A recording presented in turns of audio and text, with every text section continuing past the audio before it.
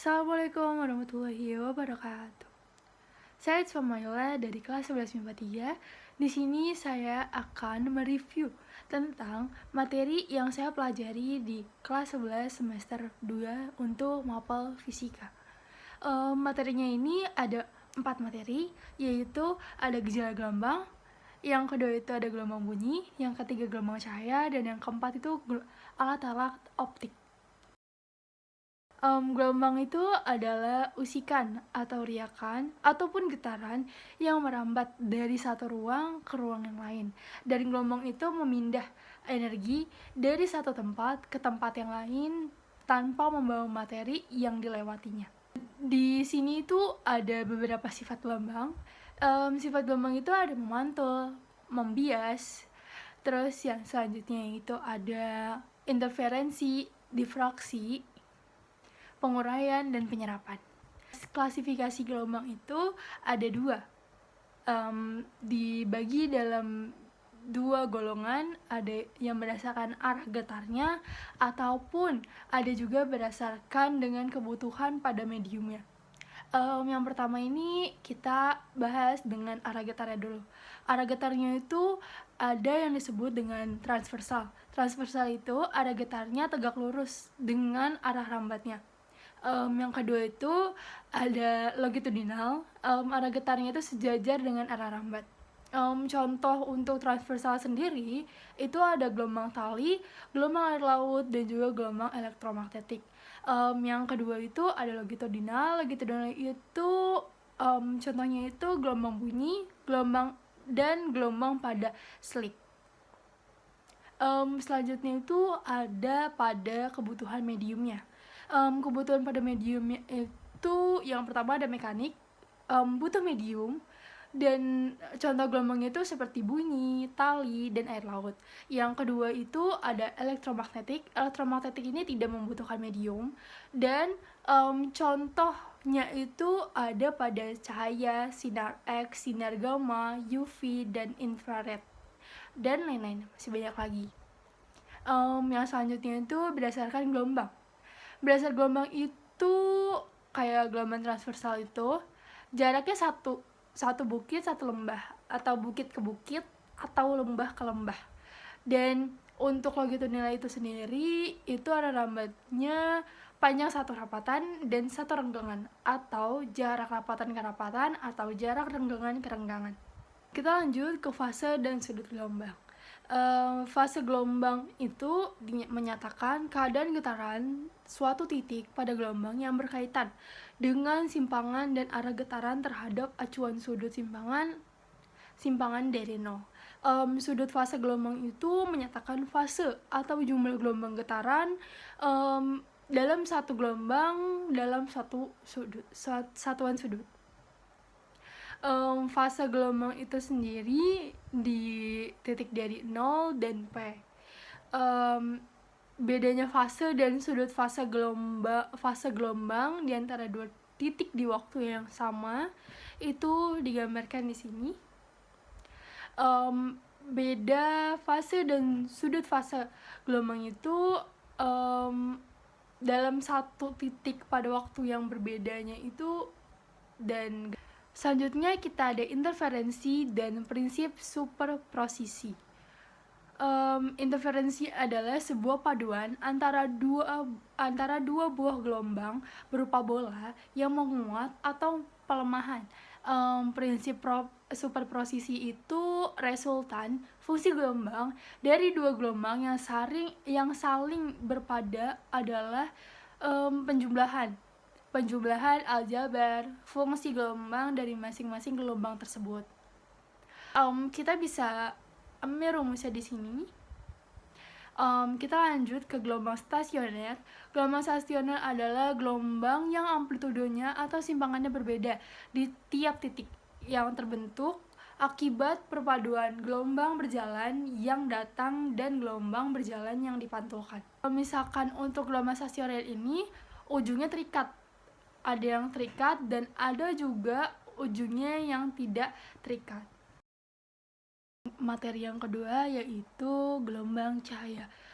Definisi gelombang cahaya itu adalah gelombang elektromagnetik yang dapat dirasakan oleh setiap manusia.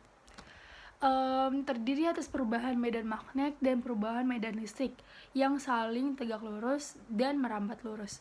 Ini ada beberapa cahaya dan alat optik. Karakteristik cahaya itu sendiri tidak perlu medium, termasuk gelombang transversal, dan gayanya itu merambat lurus dengan laju yang seperti ini. Karakteristik cahaya itu, cahaya dapat mengalami perpaduan, pelenturan, teresap, pemantulan, pembiasan, dan penguraian. Interferensi cahaya itu sendiri adalah perpaduan dua atau lebih gelombang cahaya koheren, terbagi dalam dua, yaitu konstruktif yang semakin terang atau destruktif yang menjadi redup atau gelap. Ini ada dua yang tadi. Interferensi cahaya itu ada interferensi celah ganda atau percobaan Young, yaitu interferensi konstruktif dan destruktif yang bisa saya lihatkan di sini. Yang selanjutnya itu ada difraksi Kisi, adalah perpaduan dua atau lebih gelombang cahaya koheren pada layar kedua-keduanya melalui kisi atau celah-celah cahaya yang banyak, di mana di setiap garis yang berperan sebagai celah, sehingga memunculkan seperti ini. Dan ada juga difraksi celah tunggal. Difraksi celah tunggal itu melebarnya arah rambat cahaya setelah melalui suatu celah sempit yang menghasilkan pola maksimum dan minimum pada layar. Bisa saya taruh di sini.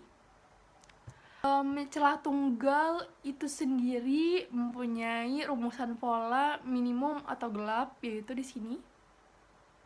Yang selanjutnya, materi selanjutnya itu ada daya urai. Daya urai adalah suatu sistem optik yang dikatakan dapat membedakan dua sumber atau titik jika pola difraksi yang bersesuaian cukup kecil dan masih dapat dibedakan metode numerik atau mengukur kemampuan sistem untuk membedakan dua titik seperti ini dikenal sebagai daya pisah atau resolving power atau resolusi.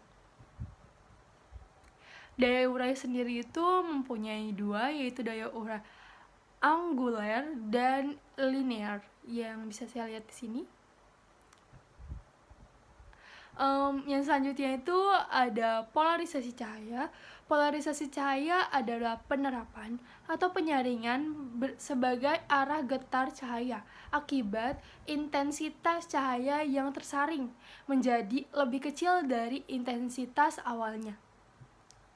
Polarisasi cahaya itu dapat terjadi pada peristiwa pembiasan, pemantulan, polarisasi karena pembiasan ganda, polarisasi karena hamburan, dan polarisasi karena absorpsi atau penyerapan. Pemantulan polarisasi yaitu karena pembiasan dan pemantulan, itu bisa saya lihatkan di sini. Yang selanjutnya itu ada polarisasi cahaya pembiasan ganda. Biasan ganda terjadi pada kristal tertentu, di mana terbentuknya dua sinar bias dari suatu bias yang datang secara tunggal. Yang kedua itu ada sinar bias atau ordinary ray, mengikuti hukum-hukum yang pembiasan normal. Yang ketiga itu ada pembiasan lain yang dinamakan sinar luar biasa, mengikuti hukum yang berbeda. Kedua sinar tersebut bergerak dengan kelajuan yang berbeda.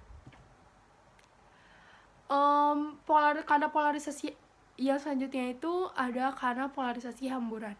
Polarisasi hamburan itu yang pertama karena hamburan terjadi ketika cahaya tak terpolarisasi, diserap dan dipancarkan kembali oleh partikel-partikel gas.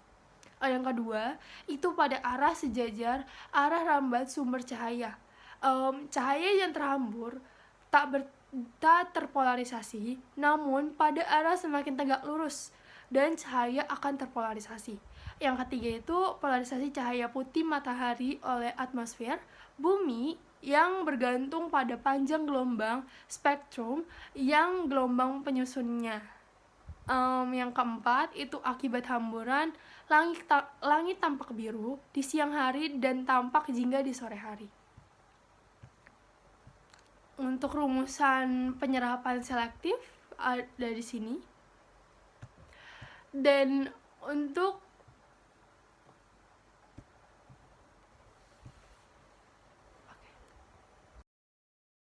materi selanjutnya itu ada tentang gelombang bunyi. Gelombang bunyi didefinisikan sebagai gelombang yang dapat menghasilkan suara. Klasifikasi bunyi adalah yang pertama itu ada infrasonik, kedua audiosonik, yang ketiga itu ada ultrasonik. Contohnya itu untuk infrasonik itu sebagai seismik atau gempa yang didengar oleh anjing dan jangkrik. Yang kedua itu ada audiosonik yang didengar oleh manusia, dan ultrasonik yang didengar oleh kelelawar dan lumba-lumba.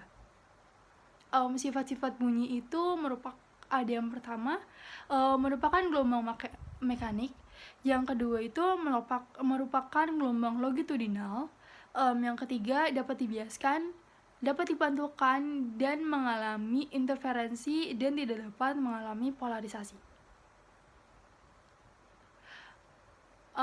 Untuk cepat rambat mediumnya di sini. Dan untuk persamaan cepat rambat dalam medium, kita jelaskan dalam di sini untuk rumus-rumusnya.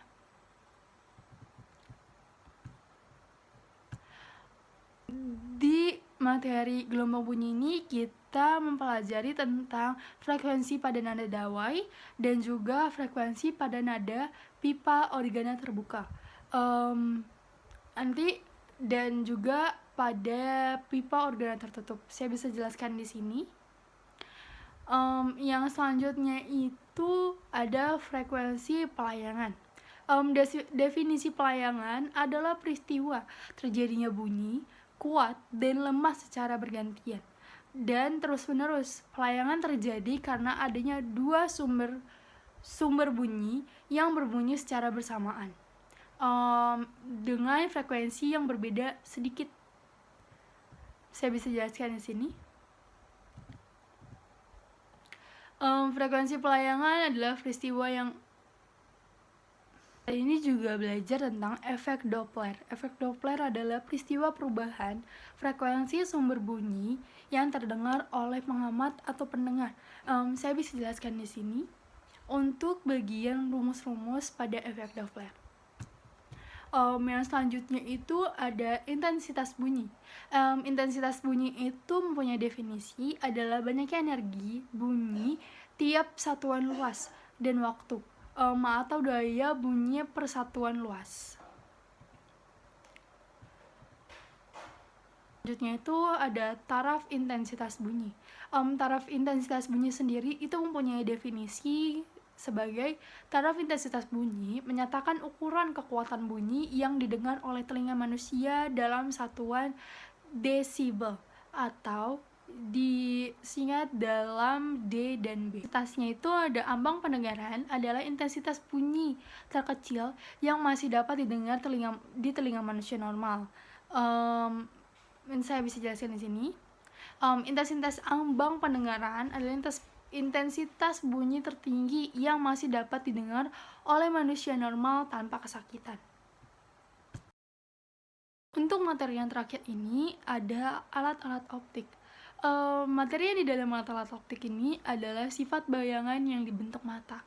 Untuk yang pertama, sifat bayangan yang dibentuk mata itu adalah nyata, terbalik, diperkecil. Mata normal atau emetropi. Mata normal ada yang disebut dengan emetropi dan ada juga cacat mata miopi atau rabun jauh. Rabun jauh itu biasanya ketolong dengan lensa cekung atau negatif. Dan kalau untuk mata hipermetropi atau rabun dekat Dia dapat dibentuk dengan lensa cembung dengan konvergen yang positif. Atau cacat mata hipermetropi atau disebut juga dengan rabun dekat, itu biasanya ditolong dengan kacamata cembung. Dengan yang selanjutnya itu ada cacat mata hipermetropi atau rabun dekat, biasanya itu ditolong dengan lensa kacamata cembung. Yang selanjutnya itu ada astigmatisme atau cacat mata silinder. Cacat mata silinder ini ditolong dengan lensa silinder. Yaitu ada mata tua. Mata tua itu biasanya dialami oleh orang-orang yang lanjut usia atau mengalami cacat miopi dan hipermetropi. Ditolong dengan kacamata dua fokus atau biasa disebut dengan bifokal. Untuk kekuatan lensa itu menggunakan rumus miopi, lensa negatif, dan rumus hipermetropi atau lensa positif. Lanjut ke bahas kamera. Kamera ini mirip dengan mata. Sifat bayangannya itu berbentuk nyata, terbalik, diperkecil. Fungsinya bagi beberapa bagian kamera itu untuk lensa bentuk bayangan objek, plat film itu merekam atau menangkap bayangan. Yang kedua, aperture atau mengatur banyak cahaya yang masuk, shutter atau mengatur lamanya cahaya yang masuk ke dalam kamera. Untuk bagian umum lensa itu di sini. Kita lanjut ke kaca pembesar. Kaca pembesar itu digunakan untuk melihat benda-benda yang ukurannya kecil atau tak kasat mata. Sifat bayangannya itu berbentuk maya, tegak, diperbesar. Untuk rumusnya itu ada di sini. Kita lanjut ke saat mata tak berakomodasi dan saat mata berakomodasi maksimum. Ini aku jelasin di sini. Kita lanjut ke materi teropong bintang. Teropong bintang itu mempunyai sifat bayangan yang berbentuk maya terbalik diperbesar. Teropong bintang mempunyai rumusan di sini. Teropong bintang itu sendiri digunakan untuk melihat benda-benda yang ada di langit. Lanjut ke teropong bumi. Teropong bumi itu biasanya digunakan untuk melihat benda-benda yang ada di bumi.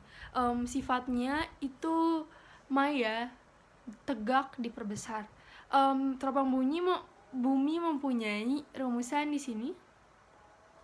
Sekian review dari saya tentang materi kelas 11 semester 2 untuk mapel fisika. Saya pamit undur diri. Wassalamualaikum warahmatullahi wabarakatuh.